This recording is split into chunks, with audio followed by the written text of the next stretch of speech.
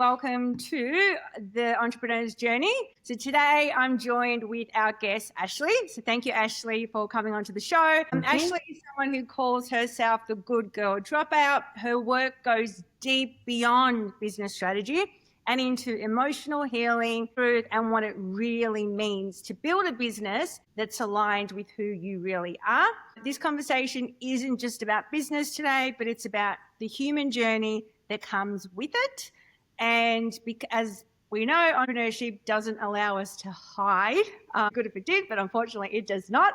And it does stretch us and it cracks us open, and it often becomes one of the greatest spiritual teachers of our lives. So with that being said, Ashley, I wanted to get you to open up the conversation and share with us in your own words who you are and describe what it is that you do and who it is that you do. Okay. So I call myself on socials the good girl dropout because I was very much a people pleaser for most of my life. That's what I center a lot of my work around. But I am an emotional healing practitioner. I'm a certified self-love coach. And like I said, I'm a recovering people pleaser, if you will. But I started this work back in 2019 through my own healing journey. And I found the modality self-directed healing, which is the modality that I use as an emotional healing practitioner. Yeah. And it absolutely just rocked my world. I have never experienced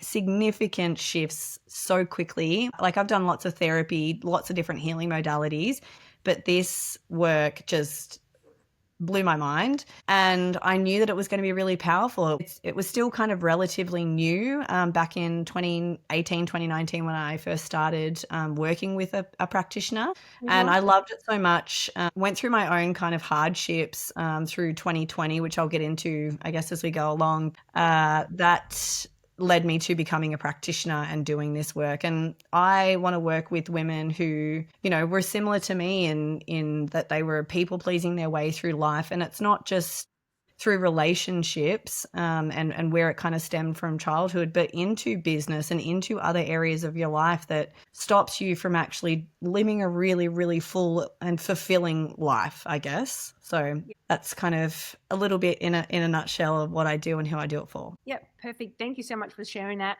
Would you say that there was that one moment that broke you open, that led you into this work? I can appreciate you mentioned it was people pleasing, but was there a particular moment, throughout your life of people pleasing that you're like, you know what, I don't want to do this anymore. I don't want to please everyone and, lose myself in that process. Like, who am I? What am I doing? Who am I doing it for? Was there a particular moment where that really sort of that cracked you open and you're like, no more, time for change? Or do you think it was just a build up of many moments in the process of? So I'll share two separate kind of events or experiences, because the first one was the reason I started healing in the first place was because of a man. I very much wanted to find my life partner, and I thought he was it. And, from a people pleaser, I guess identity that I was living at that stage, I just wanted him to choose me. So I started healing so that he would choose me, people pleaser 101, right? Anyway, so as I was going through my healing journey, I realized he wasn't it. Thankfully, dodged that bullet. But I really started to turn my focus inward into, choosing myself and, growing in love with myself again, because I realized how much of my life I had been living for everybody else. And I was so done with that. But then flash forward to 2020. So that was kind of the beginning. And then 2020, I had two very difficult experiences, and I'll kind of lead with a bit of a trigger warning here. I became the victim of a sexual assault, and then 6 weeks later, one of my best friends died from cancer. So the lowest of low points that you can imagine. But the reason why I was really kind of cracked open and kicked into this work that I'm doing is because all of the healing work that I had done up to that point using that self-directed healing modality and all the self-love and the emotional work that I had been doing actually carried me through those two horrible and difficult experiences to the point where I knew I knew what I needed. I knew how to take care of myself. I wasn't relying on anybody else to get me through that. And it wasn't coming from a hyper independent place. It was a genuine, I need to take care of myself here. I have goosebumps. I need to take care of myself. And I knew how to. But from that point on, I knew that no matter what happened in life, I was going to be okay. Good, bad, ugly, different. I knew I was going to be okay. And that's when I kind of realized I need to give this gift to everybody, anyone and everyone that I can. And that's kind of really what like pushed me into doing what I'm doing. Do you mind if I ask you what those healing modalities were exactly in a nutshell, just for the audience that may be listening to this, wondering how is it that, what are these healing can mean so many things. Yeah. Because that sounds quite powerful, what you were going through, with your own journey, and then having lost a really close friend to you to cancer. That's a double whammer. That's not an easy thing to get through. And yet here you are, full of strength at that point, and you managed to navigate through it in such a way that, I'm curious to know, like, what were these healing modalities? You don't have to go into too much detail. But no, that's okay. I'm happy to share. So it's the modality that I actually use with my own clients now, and it's called self-directed healing. So self-directed healing, it works on a whole, kind of the whole human, the whole person. So it's not just mental. It can help with physical ailments and things like that as well, but it more touches on that. But it's emotional, it's energetic, it's spiritual. And essentially what happens is you are identifying emotions, and usually they're attached to limiting beliefs or vice versa. So we're working with limiting beliefs and emotions that are stuck within the body. And then we're processing those using the technique, which is to, name it, find it in the body. It's kind of like emotional mapping. And being able to actually feel it in a really healthy way so it releases naturally from the body. And that way you're kind of releasing all of the emotional baggage. But then again, like I said, you're preparing yourself for any kind of, emotional disturbances, if you will, moving forward. So anytime fear comes up, you know how to actually process it through your body, not just positive affirmation it away or, shake it off and things like that. It's using somatic work as well as, mental practices to deep-seated emotion and pain from the body and trauma. Wow, that sounds amazing. I feel like we need to do a podcast where we just go deeper into just that topic alone. But I know we don't have enough time for that today, but I'm so fascinated, and I feel like I don't just want to leave it at that. I want to know more about what that entails and how you go through that in stages. But because of time restrictions, we're going to keep moving. So you call yourself the Good Girl Dropout. What does that mean, and who were you before you stepped into the work that you're doing now? Yeah, so the Good Girl Dropout just came from, I guess, people pleaser, essentially, and I guess dropping out of that identity that I had for pretty much my whole life, which I didn't realize until I started healing. But I was the good girl in the family. That's where it began. I had 3 other siblings, single mother, and I saw what all the chaos that my siblings were kind of creating, just as kids being kids, created from my mum. So I was very attuned to my mum's emotions, and I took a lot of responsibility for her emotions as well. So I would do everything that I could to keep the peace and make sure that she was okay. So I took on that caretaker role, never rocked the boat. I was just the good girl. My mum would always describe me as the placid one, and I wore that as a badge of honor. I was so proud of, being the good girl in the family. That followed me into my work environment as an adult as well. So I was the yes person. I said yes to every and any project. And I do think it benefited me in a lot of ways, but there was a lot of burnout. I was sick often. I was running myself into the ground a fair bit, burning the candle at both ends kind of experiences. But I also realized that I was following everybody else's rules around me as well. So I ended up leaving my role as a risk manager. I did that for just over a decade. Corporate, very intense kind of role, but I just wanted to step away and really kind of shift the identity from looking after everyone else to really focusing in on myself. And I was lucky enough that I got promoted overseas. So I was living on the other side of the world with no support system, none of my normal kind of environmental, I guess, conditioning. And I was able to just focus on myself. So that really helped me. And dropping out of the good girl culture meant breaking the rules that I thought were actually keeping me safe, which was, saying no, disappointing people, and letting go of perfectionism. I was the master of hiding my needs, and now I'm the opposite, and I help other women honor their needs instead of hide them. It's amazing. Again, something that I feel like we could spend so much time. I feel like with your answers, there's so much more time that's needed. Where this could easily be like a 3-hour conversation. Easily. Easily a 3-hour conversation. It's changed who you In are.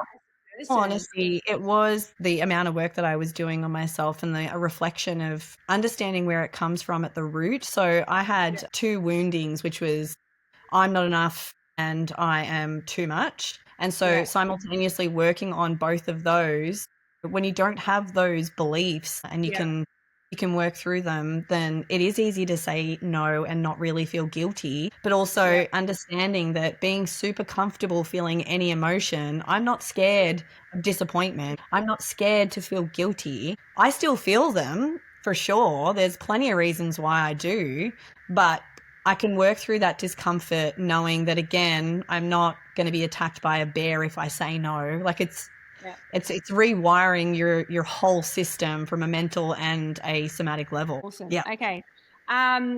What beliefs about healing or success did you have to unlearn in order to truly embody this path? So it was probably those 2 beliefs that I just mentioned. So I'm not good enough was the first one that kind of like really hit me like a freight train. I still remember the day. It was December 9th, 2019, that I realized I had the belief I'm not good enough. Working on I'm not good enough has helped me say goodbye to things like imposter syndrome and also the fear of failure. So working on that was really important for that perspective. Feeling like you're not good enough and then fear of failure, they kind of go hand in hand. So as soon as I kind of got rid of the root of I'm not good enough, then I'm not really scared to fail. I don't see anything as a failure. And then working through I'm too much helped me with my fear of success and stepping into my authenticity, being as big and as bold and just myself. And both of those took a lot of emotional processing. So obviously fear, self-abandonment and rejection were at the root of those wounds as well, along with a lot of deep hurt and grief, and anger was a really fun one to kind of work through as well. So again, it was emotional processing underneath those beliefs that really changed the game for me in business and how I saw success. So how do you think someone can tell that they're running their business from a place of trauma and not truth? And if they recognize it's coming from trauma, what steps can they take to shift that? Do you want the short or the long answer? Let's go with the long answer. We want the detail. Yeah. So essentially, businesses that are built on trauma are going to demand a lot from you, and it doesn't really give a whole lot back because you're just giving, if that makes sense. And it means that you're chasing and never really arriving. So overgiving until you're empty, you that might look like something like you're packing your offer with all of these extras instead of focusing on just like one thing. So you're putting too much in, thinking that you're trying to give all of this value when you don't actually need to, and it kind of dilutes your message. It's even overgiving for clients in that, you don't have boundaries on when you will and won't answer your phone or text messages, discounting before they're even asking, that sort of stuff. And that's because deep down you're terrified that you're probably not going to give a lot of value. So there's a lot of scarcity and lack mindset there. Then comes resentment because you're exhausted, right? Secretly dreading calls, not really actually wanting to do your sessions or provide your service at a level that is, at a high standard because again, your nervous system is fried and you're overexhausted. Fear-based decisions are going to be a big part of it coming from a place of trauma as well. So, launching out of sheer panic, posting out of panic, feeling like you have to just, again, do more, and hustle culture, I guess, is one of them. Even things like lowering your prices out of scarcity or saying yes to collaborations that you don't really want to do. And that's because probably saying no actually feels really uncomfortable. But when you're running your business from your truth and from alignment, it feels different. It actually feels quite good in the body, and you can kind of tell the difference. It is harder for people who are up in their heads way too much and aren't connected to themselves, because that's another thing as well. If you're disconnected from who you are, then your business is going to suffer as well. And that's also coming from a place of trauma if you're not actually connected to your own truth.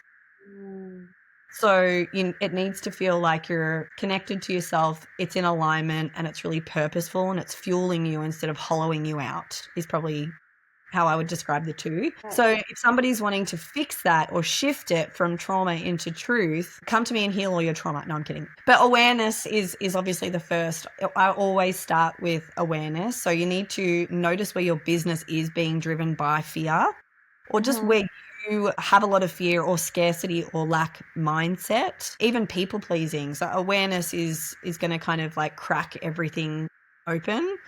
And then underneath that, a really good tip is to pause before reacting. And I would say this even to people pleasers, to pause, because we're so quick to just say yes to everything without actually checking in with our internal compass to go, do I have the capacity to deliver on this? Can I actually make time for this so that it's meaningful? Do I really actually want to connect with this person, or am I just doing it for views, So really pausing and checking in on yourself. And then the last two things I would say is just start really small. So pick one area to stop abandoning yourself in your business, because I dare say that if you're coming from trauma, there is a lot of self-abandonment coming. And maybe it is going back to just having boundaries with your clients and not abandoning your need for rest, as an example, and then rebuilding from a place of safety. So we need to be able to create safety within ourselves to create safety within our business and extend that out to clients.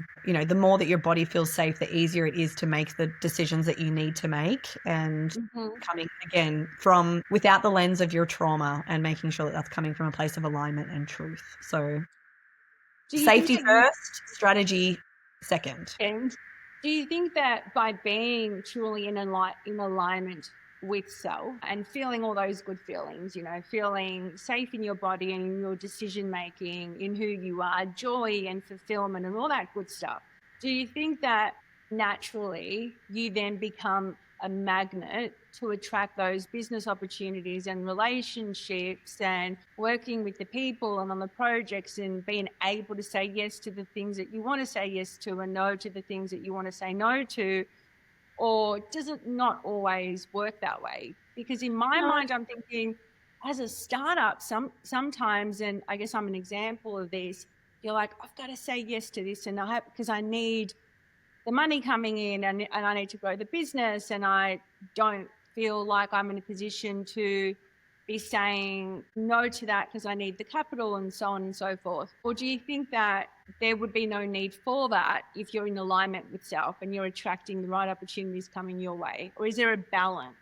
No, I do think that, as an example, I've said no to clients when my books have been empty, to potential clients, because, throughout our conversation, it's either something that not that I couldn't help with, but maybe they don't really feel ready, and they're expecting for me to be the solution for them, as opposed to letting the process work for them, if that makes sense. So if I'm getting that sense that they're actually wanting me to do the work for them, I won't work with people. Yeah. I think the more that you stay true to yourself from the get-go, the easier down the track it's going to be when it really matters, when your books are really busy, when you're starting to build. The more disconnected that you are from yourself now, and you continue to do that, again, that's just self-abandonment over and over again. And the further you get away from yourself, the harder it is to come back.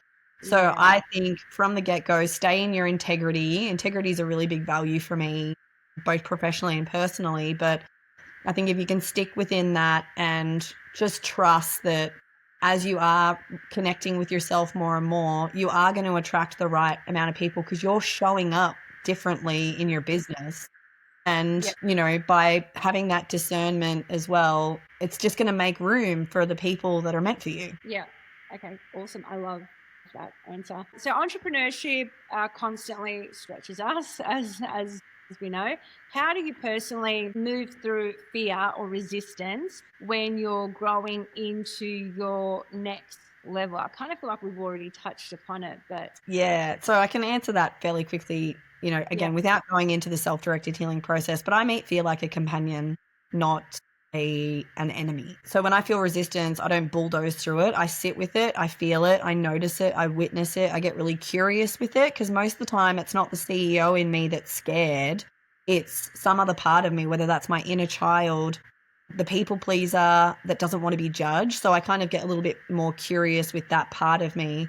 And then when I tend to her and her needs, then the fear will soften anyway. And there's a really good quote. I don't think she actually came up with it, but it was Layla Hormozi who said that fear is a mile wide and an inch deep. And that kind of just changed my brain chemistry as well, because once you kind of understand that, fear is not something to be feared, then you can move through it without a lot of resistance as well. Okay, awesome.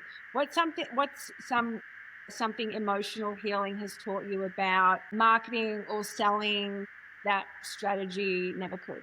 People don't really want to be sold to. They want to be seen. You don't need to sell harder, you need to see deeper, is probably the biggest thing that I have learned. So spending time building connection, would you say? Like how would you approach that?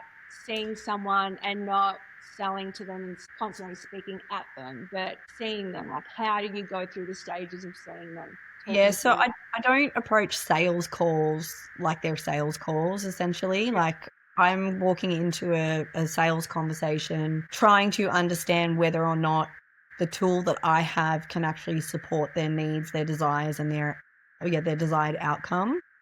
And in order for me to really understand that, I need to go really deep with them. But I also am happy to go as deep as possible because I go deep within myself as well.